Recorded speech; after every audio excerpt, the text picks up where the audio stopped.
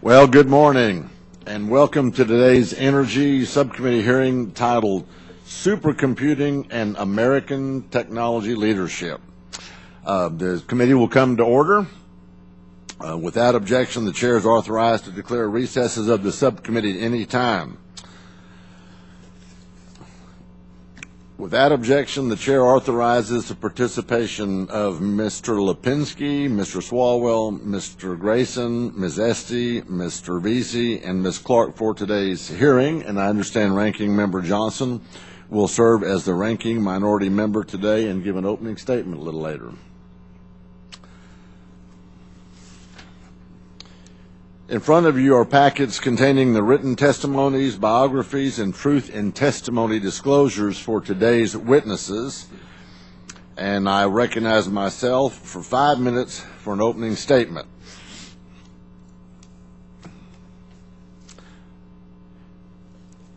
At the outset, let me say that this is my first committee hearing as a chairman of this subcommittee, and it's truly an honor to be selected to serve in this capacity. And I want to say a personal thanks to Chairman Lamar Smith for his help and his guidance. He's been just a stalwart friend of mine. I really appreciate that. This committee will tackle a number of important issues related to America's competitiveness and energy future, and I'm excited to be part of these important discussions. Today we're going to hear from a distinguished panel of witnesses about the importance of high-performance computing to American technological competitiveness, specifically focusing on the Department of Energy's Advanced Scientific Computing Research Program, also known as the ASCRprogram within the Office of Science. High-performance computing provides a platform for breakthroughs in all scientific research and accelerates applications of scientific breakthroughs across our economy. Progress in computing has paved the way for breakthroughs in medical imaging, genetics research, manufacturing, engineering, and weapons development. Faster computing speeds have revolutionized the energy sector, improving the efficiency of energy production and aiding in distribution technologies. Advances in modeling and algorithm development offer opportunities for scientific discovery in fields where experiments are too difficult, too costly, or too dangerous to conduct. They are reducing costs and opening the door to more innovative discoveries. The work underway in the ASCRprogram drives breakthroughs in high-performance computing. The Department of Energy's national labs host world-class computational science facilities, and the department funds the applied mathematical and computational science research that will drive the next stage of advancement in this field. As we face the reality of ongoing budget constraints in Washington, it is our job in Congress to ensure that taxpayer dollars are spent wisely on innovative research that is in the best national interest and provides the best chance for broad impact and long-term success. The basic research conducted within the ASCRprogram clearly meets this requirement. High-performance computing can lead to scientific discoveries, economic growth, and will help maintain America's leadership in science and technology.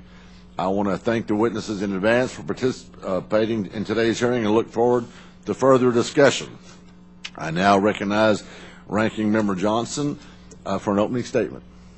Thank you very much, Mr. Chairman. And I thank you for holding this hearing. And I want to thank our very excellent panel of witnesses for their testimony and being here today. America has historically been a leader in advancing new energy technologies, as well as the fundamental sciences of physics, chemistry, engineering, mathematics, and computational science that support energy innovation. But our leadership in technology is challenged by the growing investments of other countries in education and research, investments that are now projected to quickly outpace our own investments here at home. High-performance computing, or supercomputing, is one area that we have led in for decades. And the U.S. currently hosts more than 45% of the 500 fastest supercomputers in the world. These computers are capable of processing vast amounts of data and mathematical equations at amazing speeds. In the past, high-performance computers were needed primarily for specialized scientific and engineering applications. Now, as we enter the world of big data, where thousands of devices all around us are generating millions of bytes of data to be analyzed, high-performance computing is needed not just by scientists and government researchers, but by many civic and commercial enterprises as well. Public policies play a critical role in supporting the advancement of high-performance computing and in enabling our society and economy to directly benefit from this capability. Our policies allow researchers and private industry to access the Department of Energy's computing system,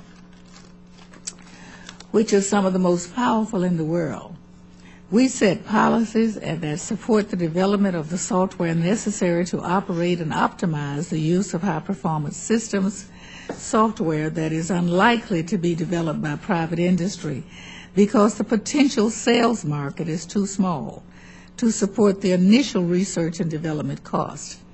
And our policies ensure that our investments in new computer architectures are diverse and flexible enough to meet our national security needs, in addition to our research and private industry needs. Federal investments in high-performance computing open this technology up to the future development of proprietary products. They grow our technology economy, and they advance our technological leadership internationally. Now, while every witness on this panel is extremely distinguished, and I'm grateful that each of you could be here today, I hope you won't mind if I thank Dr. Augustine in particular for taking time to speak with us this morning, as he has been a great friend to this committee for well over a decade. As the former chairman of Lockheed Martin and the chair of the National Academy of Sciences committee that produced the seminal Rising Above the Gathering Storm report in 2005, he has broad and deep perspective of challenges facing our nation in research and technological innovation. That report laid the foundation for one of our committee's landmark bipartisan achievements, the America Competes Act of 2007, which we reauthorized in 2010, and I hope the next reauthorization is the top priority for the committee and this Congress.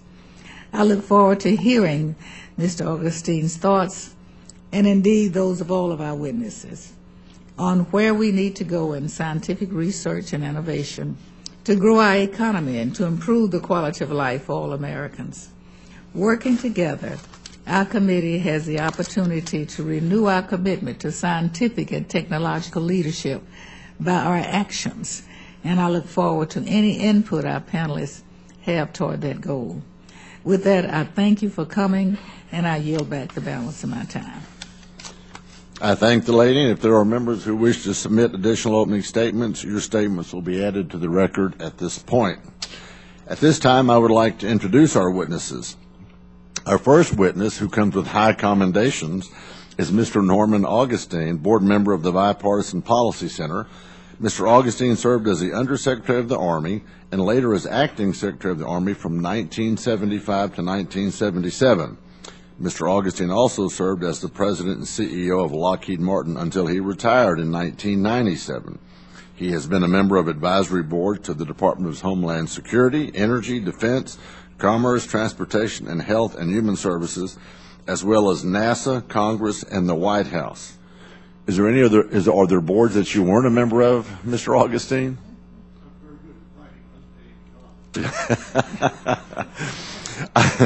Our second witness today, who is actually joining us by video, is Dr. Roscoe Giles, chairman of the Advanced Scientific Computing Advisory Committee at the Department of Energy and a professor at Boston University. Dr. Giles has served in a number of leadership roles in the community, including member of the board of Associated Universities Incorporated, chair of the Boston University Faculty Council, and general chair of the SC Conference in 2002. Welcome, Dr. Giles. Welcome, Dr. Giles. Thank you. Our next witness today is Mr. David Turk, Vice President of Technical Computing at IBM. Previously, Mr. Turk, am I saying that name correctly? Okay. Previously, Mr. Turk helped launch IBM's grid computing business and ran IBM's, Linux cluster business. He also helped lead IBM's initiative in support of the U.S. Accelerated Strategic Computing Initiative at Lawrence Livermore National Laboratory, which I believe was in Mr. Swalwell's district. Yep.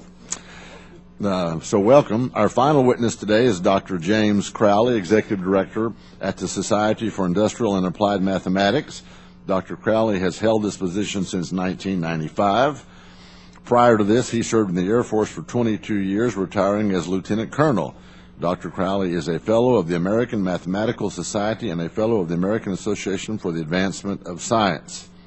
In order to allow time for discussion, please limit your testimony to 5 minutes. We ask the witnesses, and your entire statement will be made part of the written record. I now recognize Mr. Augustine for 5 minutes to present his testimony. Well, thank you very much, Chairman Weber, Ranking Member Johnson, members of the subcommittee, and thank you, Ranking Member Johnson, for all those kind words. I particularly am appreciative that this committee is going to devote some time to the topic at hand. Certainly high-performance computing is a key element of research. I will submit a statement for the record. I'd like to begin by offering a few words about the basic nature of research. It's through research that new knowledge is created that permits engineers like myself to translate that research and knowledge into products and services that working with entrepreneurs can go into the marketplace and improve people's lives. We often think of Apple and the great things it's done, deservedly think of them, iPod, iPads, and so on. But it wasn't Apple that made those things possible. It was researchers working decades ago on such things as quantum mechanics and material sciences, solid-state physics, and so on. One of the things about basic research, in particular, is that you can't know a priori what will be the outcome of it, and that I'm sure makes it particularly difficult in your roles to build support for it. Yet there are so many examples of where basic research that was curiosity-driven led to great improvements in people's lives. Three things that come to my mind. One is research on seals in Antarctica led to a surgical procedure that saved the lives of many children undergoing lung surgery. Another was study of the chemistry of butterfly wings that led to an ingredient that's used in chemotherapy. Still another, of course, would be the accidental discovery of penicillin when someone was studying research on bacteria many, many decades ago.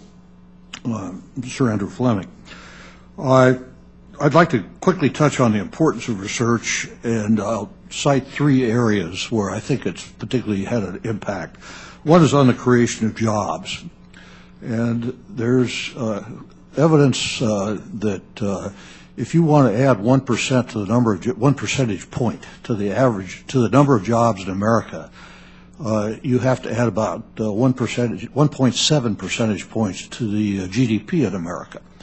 There have been a number of studies, one of which was the basis of a Nobel Prize. It has shown that between 50 and 85% of the growth of GDP in our country during the last half century is directly attributable to advancements in two fields, science and technology. And of course, those advancements are entirely dependent upon research. Health as an example, in the last century, life expectancy in the United States grew from 47 to 79 years. Matter of fact, I'm 79 years old, so this is really important to me. The life expectancy gain that came about was in considerable part attributable to advancements in biomedical research.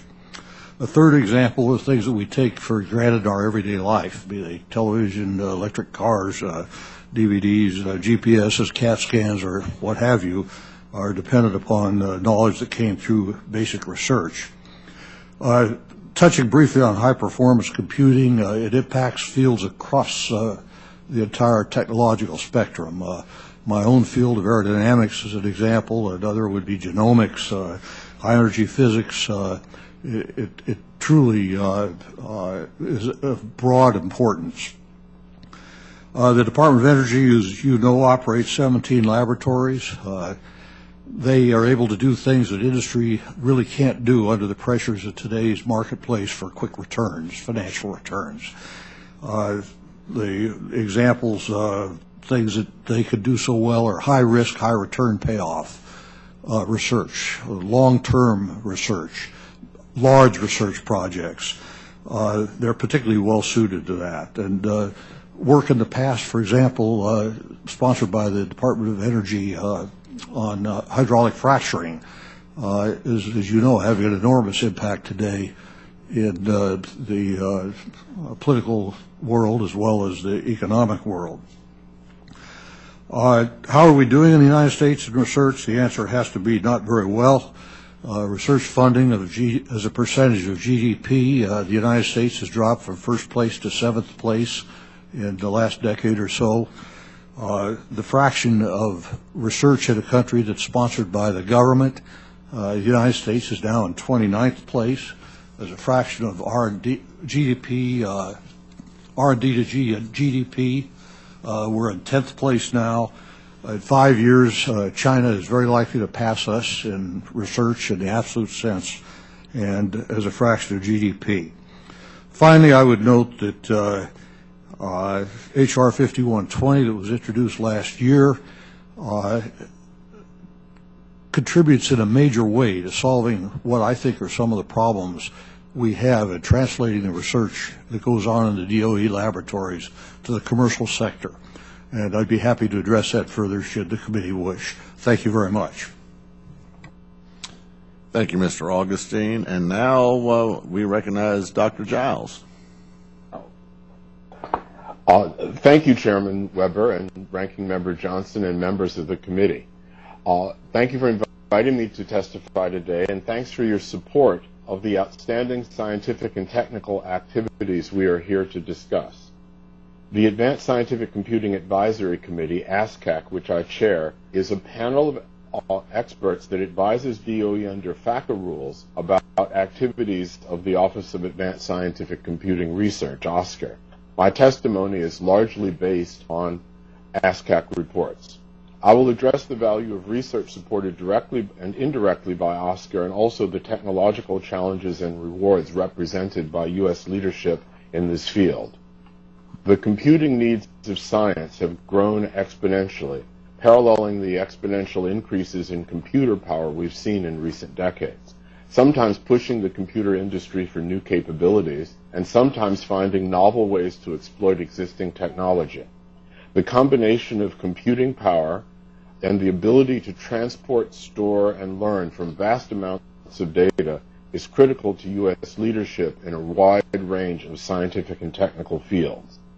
ASCR has enabled DOE scientists to harness unprecedented computing power to better understand the physical world, design new materials and devices, and engineer new and improved methods for energy production, utilization, and distribution. Recent examples include microscopic modeling of nuclear reactor core startup that can improve reactor efficiency and safety, simulations of complex combustion, linking the chemistry and physics of fluids and gases to the observed behavior of engines and reactors, predictive modeling of materials for lithium-air battery systems, potentially able to store 10 times as much energy as lithium-ion batteries. Wheat genome sequencing, previously impossible to do, is now possible in under 32 seconds using new programming methods developed by ASCR. And modeling the surface of human skin to understand its properties and how chemicals might affect it. My written testimony includes many additional examples. ASCR enables such outcomes by designing and deploying an effective system of world-class facilities for computing, data science, and networking in DOE labs, making available expert staff to work with scientists to push the envelope of applications, and supporting research in computer science and applied mathematics, leading to key advances in software, hardware, algorithms, and applications. Success also depends on a knowledgeable workforce and an educational pipeline to create that workforce. ASCR supports both training programs for scientists and the renowned Computational Science Graduate Fellowship Program, CSGF. ASCR nurtures all elements of the ecosystem for scientific computing. What about the future? ASCR has consistently provided leadership to DOE, the nation, and the world by accelerating the development of new computing capabilities that can transform science. When I last appeared before this subcommittee in May of 2013, we testified about the importance of funding the development of exascale computing and the dangers to U.S. leadership in computational science if we fail to move expeditiously. Since that time, the urgency has increased, as has our knowledge of how to proceed. In February 2014, ASCAP reported to DOE on the top 10 exascale research challenges. This report reflected the progress since our earlier 2010 exascale report. In addition to identifying the 10 challenges, our expert panel emphasized both that the U.S. has the technical foundations to address and overcome them, and that it is critical that we do so. In August 2014, the Secretary of Energy Advisory Board Task Force on Next Generation Computing, of which I was a participant, made public in its draft report, which included the recommendation that DOE move forward with next generation computing at the exascale level. The report also endorsed continued use of the co-design process and of government, industry, academic partnering mechanisms. ASCR, in collaboration with the National Nuclear Security Administration, has developed a preliminary plan for such an exascale computing initiative. This plan was provided to ASCAP for review last November. This review is actively in process with the resulting report due in September 2015 and an interim report at the end of March. I think it's more important than ever for the U.S. to maintain and extend its leadership in scientific computing. I hope that our presence here today will help to that end. Thank you very much. Thank you, Dr. Giles. And Mr. Turk, you're now recognized for 5 minutes. Morning, Chairman Weber, Ranking Member Johnson, and members of the subcommittee. Thank you for the opportunity to speak with you about the Office of Science ASCR program, Supercomputing and American Technology Leadership. I've been involved in many of IBM's activities in supercomputing over the last 25 years. During that time, I've worked closely on supercomputing projects with both the Office of Science and NNSA, such as ASCII white, blue, and purple systems at Lawrence Livermore, the Blue Gene Systems Mirror and Sequoia at Argonne and Livermore, respectively, the Roadrunner system at Los Alamos, and as well as key software projects at Pacific Northwest National Lab. I've witnessed firsthand the magnitude of innovation possible courtesy of the collaboration between private industry and the national labs. I'd like to pose today 3 questions with respect to the linkage between supercomputing and technological leadership. First, why be concerned about supercomputing leadership? The Council on Competitiveness has stated that to outcompete, you must outcompute. I believe this to be true. Supercomputers, as the other panelists have said, are tools for insight and strategic advantage with broad and diverse application in areas such as oil discovery, fraud detection, efficient automobile and aerospace design, and even many areas of basic science. It's nearly axiomatic that better supercomputers give one a chance for more insight and greater advantage than those with lesser supercomputers. That's why you see the Europeans, the Chinese, the Japanese, and others making a concerted push through public funding of major supercomputer projects. They want to outcompete us. But there's a fundamental understanding we must also have. Supercomputers are nothing without the software programs and applications that run on them. And software engineers only want to produce software for the best machine, not the second, third, or fourth best. Without the best supercomputers available in the U.S., software developers will migrate to develop their innovations elsewhere. Once that trend starts, it's very hard to stop or reverse. It's much more costly to catch up than it is to stay ahead. Second question is, what technology problems are in the way of maintaining leadership? The first problem is the need to make supercomputers more energy efficient. The fastest Western economy-based supercomputers in the world today consume about 10 megawatts of energy, or $10 million a year. As supercomputers get bigger and more powerful, without some real breakthroughs, by the beginning of the next decade, the energy bill could easily be 100 megawatts or $100 million to run. This means the cost of energy will begin to overtake the cost of the computer itself, and becoming a limiting factor on supercomputer usage. A slowdown in usage will ultimately correlate with a slowdown in innovation and impact economic competitiveness. The second problem is how to handle huge amounts of data. It's clear that the explosive growth of data is challenging some of the fundamental design principles of supercomputers. For example, 500 ebooks is about 1 billion bytes of data. With today's technology, that amount of data can be moved through a computer network in a matter of minutes or less. But suppose we multiply that amount of data by 1 million. That would represent the amount of data many supercomputers are working on today. And in short order, there will be problems 1,000 times beyond that. Old design principles don't solve this problem. We cannot simply do what we did in the past at greater scale to fix this. The temptation, therefore, would be to ignore portions of data to make the problem more tractable. But data left unanalyzed is insight undiscovered. So we have to find ways to make future supercomputers more accommodating to the vast amounts of data they'll be asked to explore. New innovations are required: networking, memory design, storage innovation, and data management software to remedy this circumstance. The third problem is application software. Most application software running on supercomputers today are based on mathematical approaches more than 40 years old, which is the last time there was a major systematic government investment in new algorithms. The software is now horribly mismatched to modern supercomputers, simply because 40 years ago no one could have guessed what today's supercomputers would look like. Access to modern software and new algorithms will have a dramatic impact on the utility of modern supercomputers. There must be a plan to modernize application software. There's no silver bullet to solve these problems. Invention is required to maximize impact. All the problems must be addressed in concert. The third question is, what needs to happen to maintain leadership? From my experience, collaboration with the national labs has been a proven means to stimulate innovation in supercomputers. The labs work on problems of such complexity they always stretch the limits of computing technology. In fact, a crude rule of thumb is the computing requirements of the national labs are about 5 to 7 years advanced over the rest of the market. Funding the ASCR program will present the opportunity to address the problems I've described and contribute to maintain the pace of innovation and competitiveness demands. If this commitment is made, U.S. leadership in supercomputing should be preserved for years to come. Thank you very much, and I'd be happy to answer your questions. Thank you, Ms. Turk. And now, Dr. Crowley, you're recognized for 5 minutes. Good morning, Chairman Weber, Ranking Member Johnson, and members of the committee. As noted in my introduction, I'm Executive Director of the Society for Industrial and Applied Mathematics, or SIAM. SIAM comprises over 14,000 members who work in industry, government and national labs, and in academia. They represent over 500 universities, corporations, and research organizations from around the world.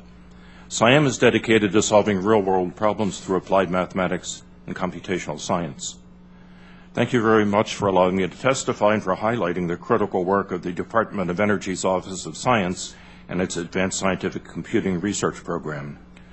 SIAM greatly appreciates your committee's continued leadership on and the recognition of the critical roles of the Office of Science and ASCR in enabling a strong U.S. economy, workforce, and society through mathematical, scientific, and engineering research relevant to the DOE mission.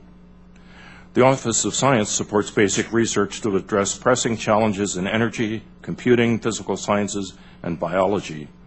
And this support has been critical to the applied mathematics and computational science community. I wish to focus on 3 topics: ASCR's support for mathematical and computational science research, the potential benefits of exascale and the technological challenges to reach it, and finally, workforce and training needs. First, the role of ASCR in supporting key mathematical and computational research. ASCR supports the development of new modeling, simulation, and data tools to help researchers solve scientific and energy challenges. Modern life as we know it, from search engines like Google to the design of modern aircraft, would not be possible without the unique contributions of mathematicians and computational scientists. Likewise, DOE depends on mathematical and computational techniques to make predictions, model and simulate systems that would be costly or impossible to experiment on, and manage and make sense of ever-growing data that is produced by scientific experiments, such as DOE's particle accelerators and light source facilities. The nation faces critical challenges in energy efficiency, renewable energy, future energy sources, and environmental impacts of energy production and use. These challenges all involve complex systems, such as the power grid or the U.S. nuclear stockpile. Mathematical and computational tools help us model and understand these systems, design new solutions to problems, and predict the impact of new technologies. ASCR programs not only support new mathematical tools, but also develop software so that DOE, industry, and the academic community can use these tools. And I note that the PETSI team at Argonne just was awarded the ACM SIAM Prize in computational science and engineering. And that shows the power of the people working at DOE. Second, I'd like to address the possibilities and challenges of exascale.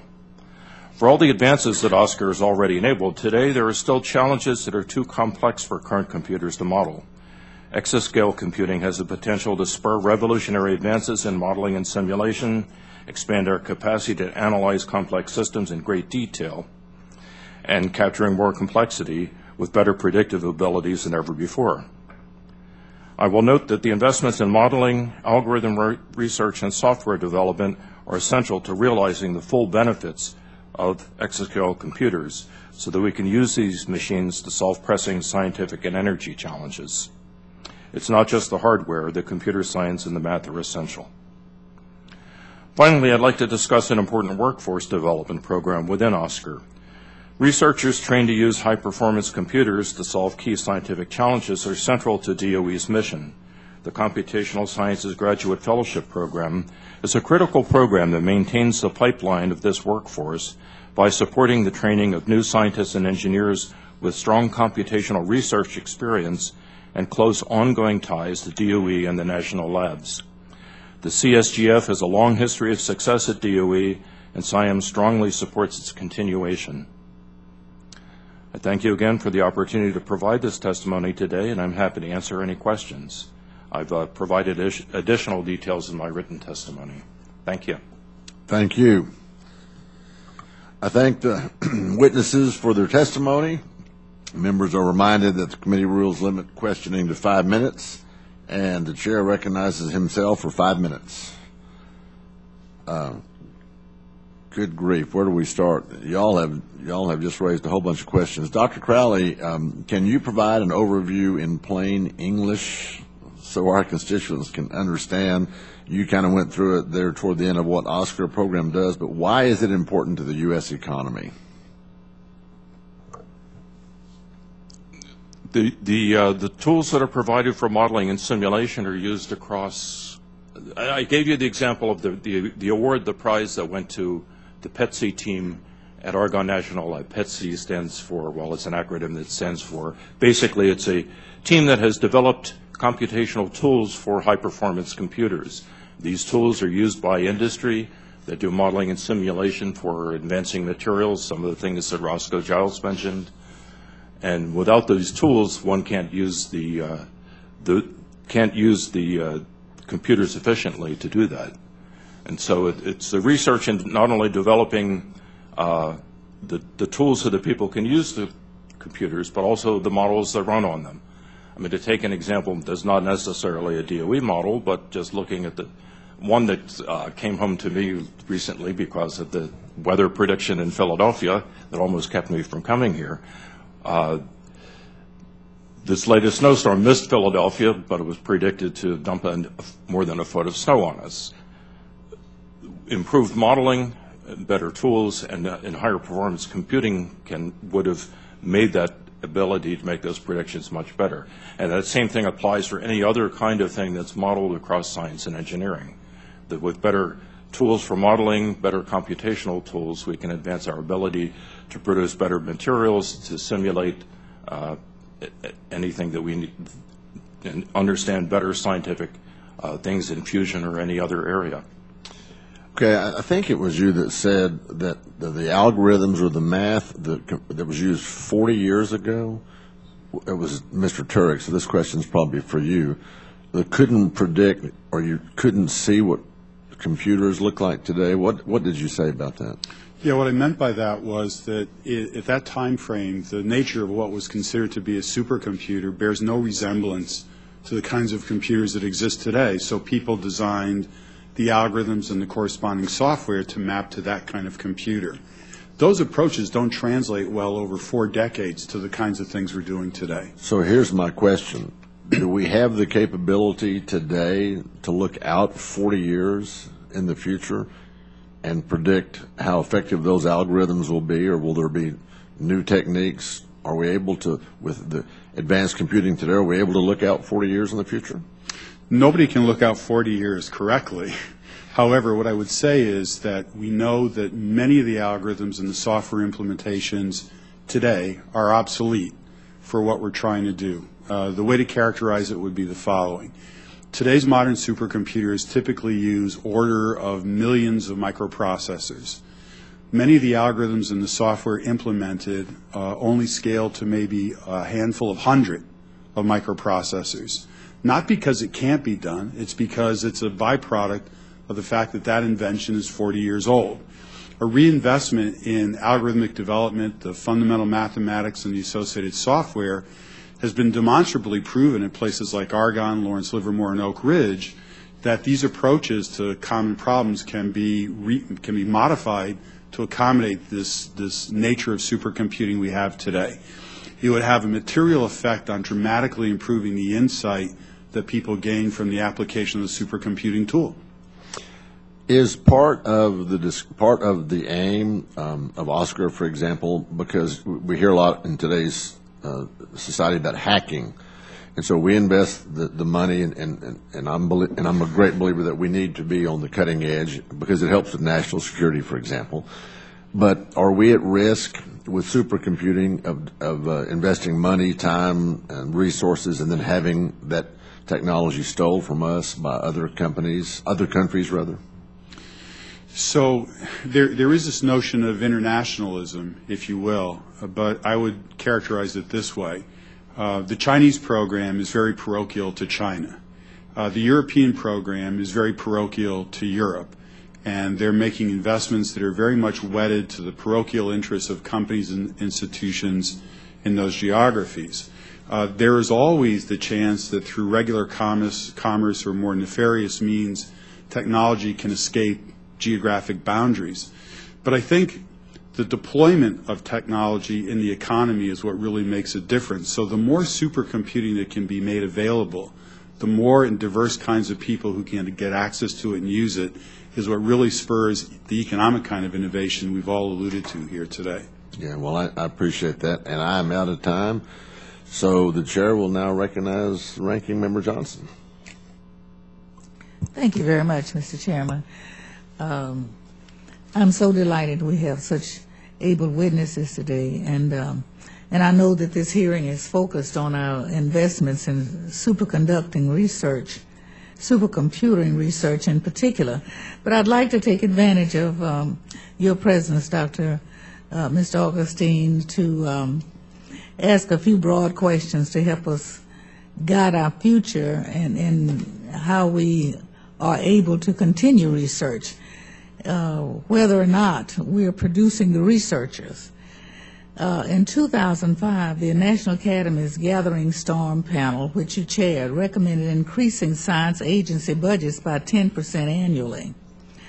The 2007 Competes bill, which was very graciously accepted and supported by President Bush, had bipartisan support for a positive growth trajectory of R&D, and unfortunately appropriations the last 8 years has not come close to keeping up with what was projected.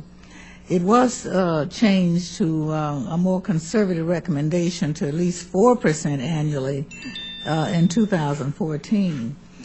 In the current budgetary and political environment, how would you continue to make the case for increased funding for R&D to politicians across the political spectrum? And what do you believe are the consequences if we do not even achieve this modest 4% annual growth target for federal investment in basic research and development? And finally, do you believe that a robust reorganization of America Competes should be a top priority for this committee this year?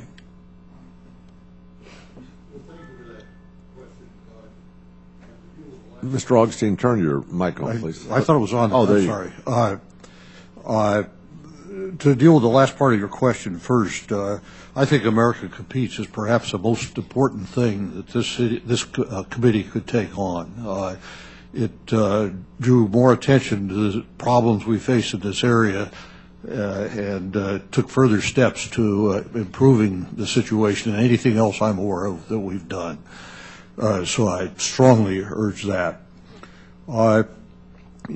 With regard to the status of research and where we've come since the various reports that you allude to, the bad news is that we're declining in our investment in research as a percent of GDP.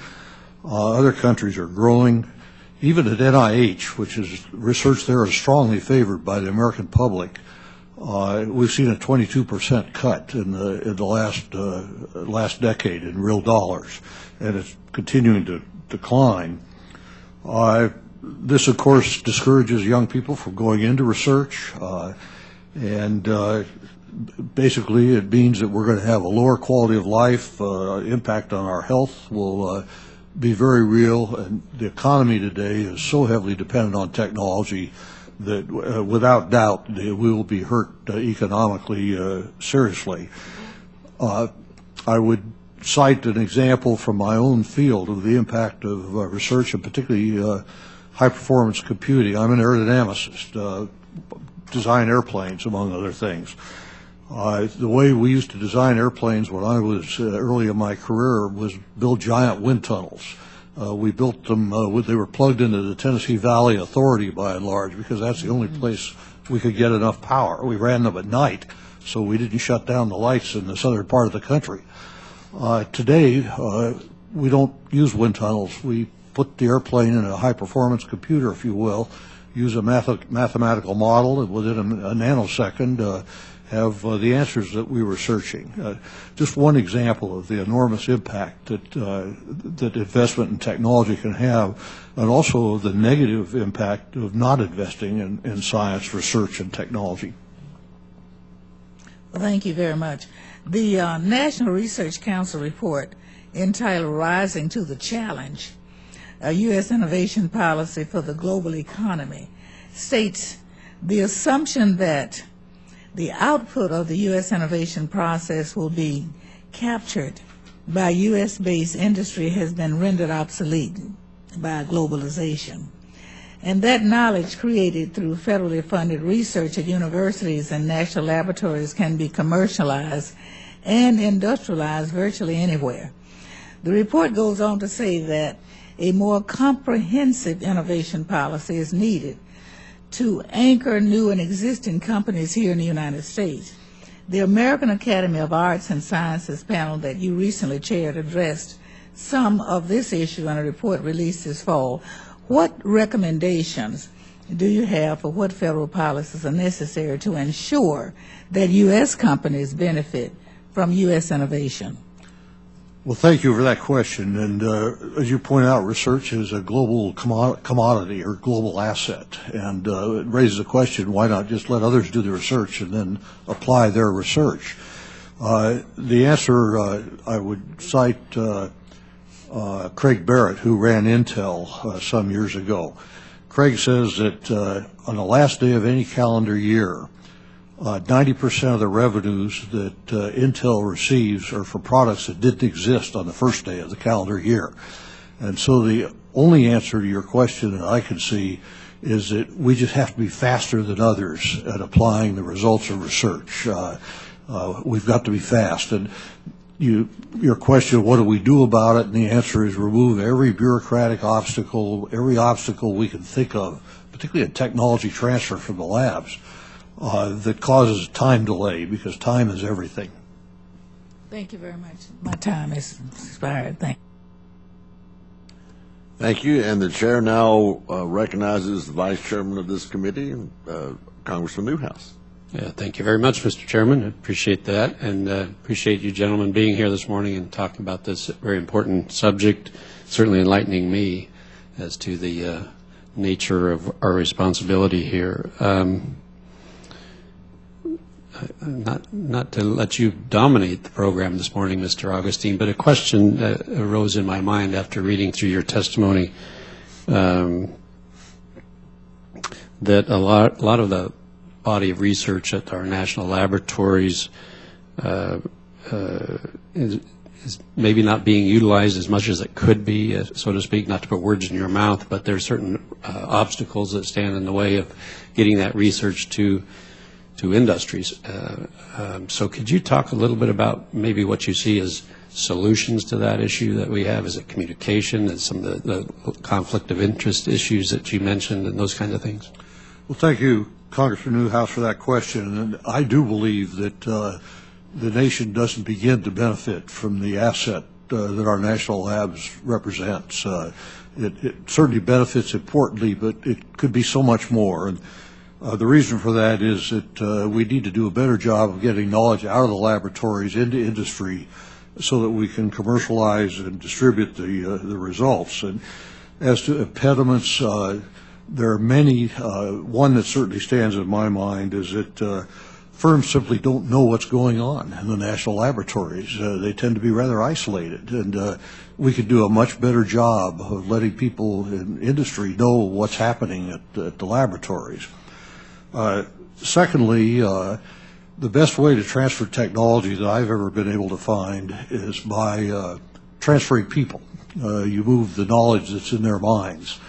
And today, well-meaning conflict of interest laws make it very difficult to transfer people among industry, government, and academia. In my career, I had the opportunity to put in 2 tours in government, and today I doubt that I could do that under the conflict of interest laws that exist. A third one that I would cite is that we're very concerned, properly so, about favoring one firm over another.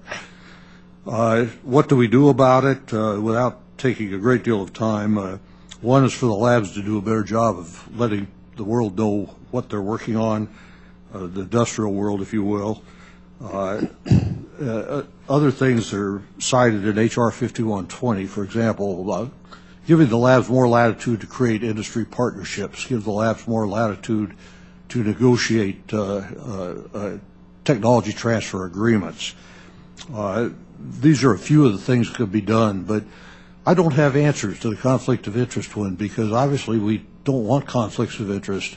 On the other hand, the inability to move people and to move ideas in and out of the labs is a huge burden on our country. No, thank you. Appreciate that. Thank you. Quickly, a question then perhaps for Mr. Turk and perhaps Dr. Giles as well. My limited understanding is that the largest supercomputers are rarely able to operate at full capacity due to their complexity. Some components almost always in need of attention or repair. If that's a true statement, could you tell me what's being done to improve the reliability of these systems, and are we devoting enough resources to this aspect of advancement? I'll take the first shot at that. We're doing a lot for that. A lot of that is actually handled by software, so soft recoveries of problems. What you see with supercomputing are problems of scale. If you have 1 million parts of anything, the likelihood is you're going to see something failing pretty regularly, even if it's integrated circuits. It's a problem that's been understood for quite some time, and principally it's handled by software techniques to overcome it. So in the vast majority of cases, you actually can get to full capacity if you have the software capability on the application level to utilize it. That's the bigger impediment right now. Again, most people who gain access to commercial software are gaining access to software that is archaically designed relative to the scale of the kinds of computers being built today, and that's a limiting factor. Okay. Can I add something? Absolutely, Dr. Giles. I think that also our sense of what the capacity of a system is reflects some of the archaic history in the sense that we often measure or think of the capacity as how much data can you sort of transform from one form to another, which is an artifact of the time when the critical component of a computer was the processor that made that transformation. Now we're looking at systems with millions of processors, and redundancy in processors is not a negative, to have multiple processors comparing results one to another. So as Mr. Turk said, there are lots of opportunities for new ways of ensuring the reliability of the final answers we get. And if we get discouraged about thinking about that problem, I would remind us all that our brains, with millions and millions and billions of neurons and interconnections, have faults on the neuron level all the time, and they don't materially affect the ultimate outcome. And I think we're in the process of building computers that can function more like that. Thank you very much. Thank you, Mr. Chairman. Thank you. And the chair now recognizes Congressman Hultgren from Illinois for 5 minutes. Thank you all so much for being here. Thank you, Chairman. I especially want to thank the Chairman for working out a way for Dr. Giles to be with us remotely. I'm very fortunate to represent Fermilab, and I have Argonne right down the road from me. Because of this, I have been able to see the fruits that grow out of our nation's commitment to basic, curiosity-driven scientific research. The impacts of this research, I believe, are limitless. Just as we didn't go to the moon to invent Velcro, we didn't build particle colliders so that we could invent the magnet for our MRI machines. This topic, supercomputing, is close to home for me because physics is where big data began. Besides the maintenance of our nuclear stockpile, it's either astrophysics or high-energy physics that's driving the research necessary to build the most sophisticated computer networks we have today. Because of this, it was largely DOE that began the Genome Project before NIH realized it was a feasible endeavor.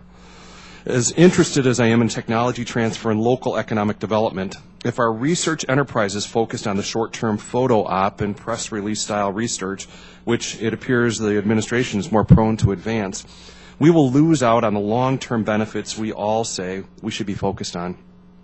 If we're going to stay at the forefront of technology, our technological development, we must reaffirm our commitment to basic scientific research. Dr. Giles, in our previous hearing, you had a chance to review a draft copy of my legislation, which in the 113th House eventually passed, H.R. 2495, the American Supercomputing Leadership Act. My bill called for a lab-industry-university partnership to develop 2 different exascale machines. I wondered if you'd be willing to describe what industry's role should be in such a partnership, and then describe the benefits of having a university as part of this partnership. Yes, I'd be happy to address that and some of the written get to that point. I think that Oscar's work has helped to start a virtuous cycle with industry, academia, and the labs in developing and looking forward to the path for exascale, so that in collaboration with industry, we are able to have government funds help to stimulate research and investigation in areas that are important for building the next generation scale of computer before that is actually competitive, or something that's in the competitive sphere of the industry. And then industry's impact is to help define what is sufficiently along the lines of work that they can build and build on into something that they would be interested in from their perspective, that we find an accommodation. In the co-design methodology that I mentioned represents the pattern of developing new software and algorithms as in the context of hardware that's evolving, and to help use those needs from the scientific community, from the universities and the labs to help define what kind of hardware makes sense. So that this goes back to the idea of building an ecosystem that supports rapid advances in scientific computing that links together all those elements. I think, and I do want to thank you so much for the legislation you proposed that we discussed last time, and which made it out of the House as I understand it, but not fully to the end of the process. I think it's a really important step that we explicitly fund the development of that next generation set of systems. Thanks, Dr. Giles. Quickly, Mr. Augustine, I would first like to thank you for all of your work. You have been a leader in this and in so many other spaces. It's amazing. Thank you. I had the pleasure of sitting down with your colleague, Dr. Neil Lane, to discuss local economic development potential for the national labs in reference to the Restoring the Foundation report. Many of the recommendations from this discussion echoed my previous past legislation, the DOE Labs Modernization and Technology Transfer Act, which the Bipartisan Policy Center listed in their doable items, which there aren't too many of, for the 14th Congress. I wondered if you could make a comment more generally on this bill and the needs and benefits for making the labs more nimble and open to the public. Well, yes, one of the things that certainly relates to what you raise is that the labs are able to build major facilities that individual firms can't afford to build. Fermilab is a classic example. And if they're not available to the public or the industry by and large, then we don't begin to get the value from them that we could get. Some of the legislation that you describe takes important steps in this regard. I guess I would say, in terms of a broad answer, and I realize that we're running out of your time, that the bad news is that we spend, as I said, 0.1% of the GDP on research. The good news is you could double that and only have to allocate 0.1% of the GDP. And so the opportunity is probably there to make major changes. And I go back to one of the studies that you referred to. We discovered that we spend more on potato chips in this country than we spend on research on clean energy. That just doesn't make sense. Well, again, I want to thank you all for being here. Thank you, Chairman. And real quick, just thank you, Dr. Crowley, too, for the shout-out to Argonne and recent recognition there. That's fantastic. So thank you so much, Chairman. I yield back. Thank you, sir. The chair recognizes Mr. Massey from Kentucky. Thank you, Mr. Chairman. My question is really for anybody up there that cares to comment, but it seemed like 20 years ago there was the apocryphal prediction that we would run out of available computing power with silicon, yet here we are still on silicon. What is the next step after silicon? And since we didn't run out of power with silicon, how much further can we go on silicon? Mr. Turk, it looks like you're interested in answering that. I'll take the first shot at least. We are at an apocryphal time. And to a certain extent, you could characterize the industry as putting a Band-Aid over this problem. So the limitations of silicon are embedded in physics, and we are at those limits today. I think the last time I saw an advertisement on TV about buy a computer because the processor is faster was January 2001. You don't have a 10 gigahertz processor. You're never going to see one either because the physics are limiting. So instead what the industry has done is it's spewed out massive amounts of cores, lower power compute elements that are ganged together to work in concert on the problems at hand. The problem is you don't get a linear scalability of the compute effect. So in other words, if I have 4 cores, I don't get 4 times the compute capability of 1 core. Maybe I get 2.5. And as I scale up to 1 million, I'm not getting 1 million times, I'm getting something far less than that. So we're band-aiding our way through this limitation at the physics level. There are more materials and so on that are coming forth, and whether it's carbon nanotubes or something else, but physics is a limiting factor here. The way you deal with this ultimately is you look at the architecture of how these systems are put together and the composite set of technologies that let you deal with a problem. Advances in networking technology, memory systems, all these things need to be looked at in total to begin to push the ball forward. But it's a real slog now. Believe me, in 1996, I knew how to build a Roadrunner system, not a problem.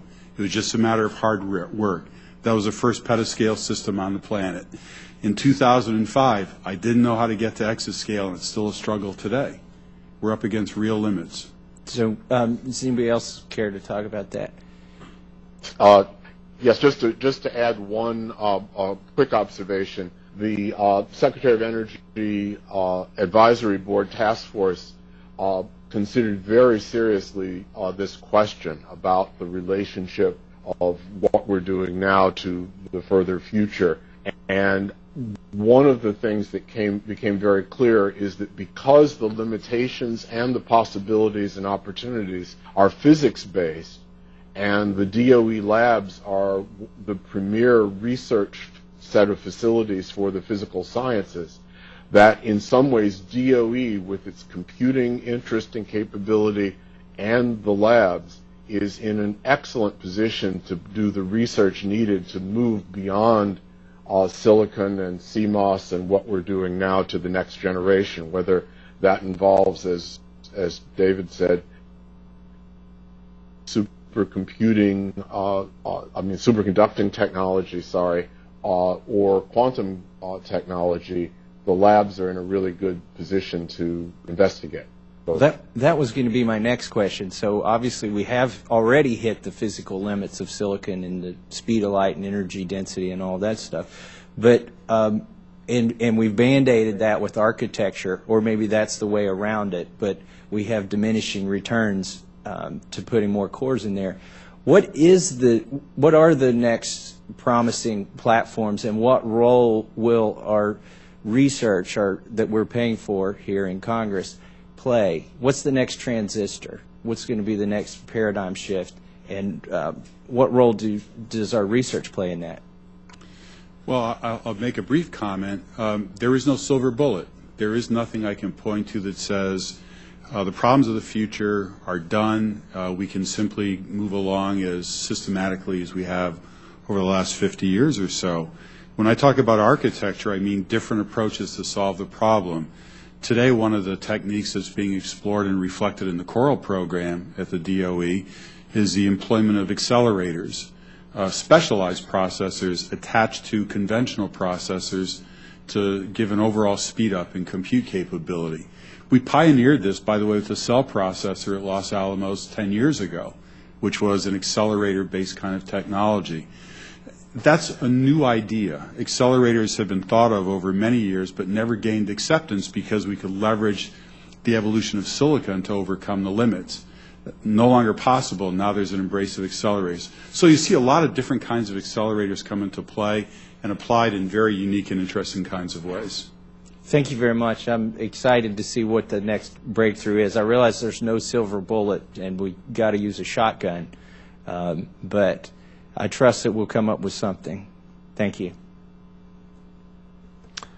Thank you, and I thank the witnesses for their valuable testimony and the members for their questions. The record will remain open for 2 weeks for additional comments and written questions from the members. So thank you, gentlemen. Thank you, Dr. Giles. The witnesses are excused, and the hearing is adjourned.